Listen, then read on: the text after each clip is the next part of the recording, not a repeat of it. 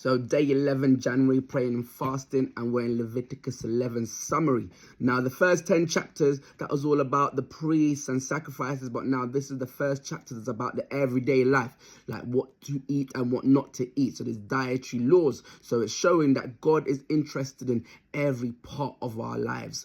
Even then, he wanted to show what you should do to stay clean and to not be unclean. So these laws included loads of things. It says here, these also shall be unclean to you among the creeping things that creep on the earth, the mole, the mouse, and the large lizard after its kind. Now remember, these laws were for Israel. There was all the other nations, it wasn't laws for all humanity. God was giving these laws for Israel. It's not clear the reason, but one thing we do know is, one, it gave them a chance to be obedient to God.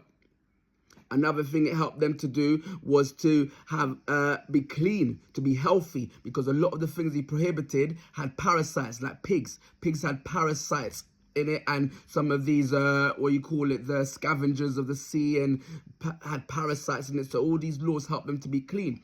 Other things about, if they were to have touched dead carcasses and things like that, they had to clean themselves, and if little bugs and stuff came to the house, came onto a bowl, they would have to break it. So these things also kept the family clean, because the Jewish house would be very clean. They wouldn't want no pests or bugs, anything in the house. Even things like a mouse. If a mouse was found dead there, they would have to carefully get rid of it. So these things later on in future, like the Black Death and things like that, loads of mouse, Jewish people was kept clean.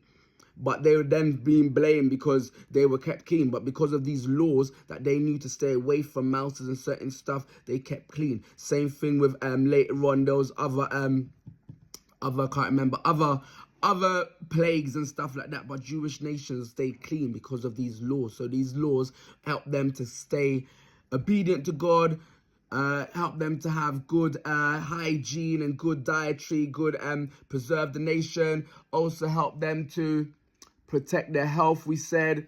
What else did we have? So, it kept them away from other pagan separation, consecration. So it kept them set apart to be different from their pagan neighbors.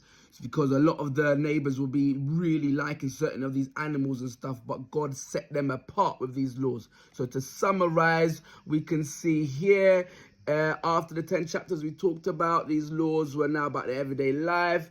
God was interested in every detail we talked about. So ceremonial impurity and separated from impurity we talked about. The dietary laws demonstrated the separation from the Gentile pagan neighbors, and there was an opportunity to be obedient to God and help protect health. And then these laws also promoted a general state of cleanliness inside the Israel home. And God said, you're doing this because you shall therefore be holy, for I am holy. So God showed them that he took them out of slavery, 400 years slavery, and he's given them these things because he is holy. So we too should be holy. And then there's people saying that we should still observe these things, but of course, no, these were for the Israelites. These were not for everybody. And later on, Paul even talks about the reason of whatever you do, whatever you eat, do it in. I know I'm not convinced by the Lord Jesus that there's nothing unclean in itself, but to him who considers anything to be unclean, to him it is unclean, it says in Romans. And he says whatever, and then Paul says in 1 Corinthians,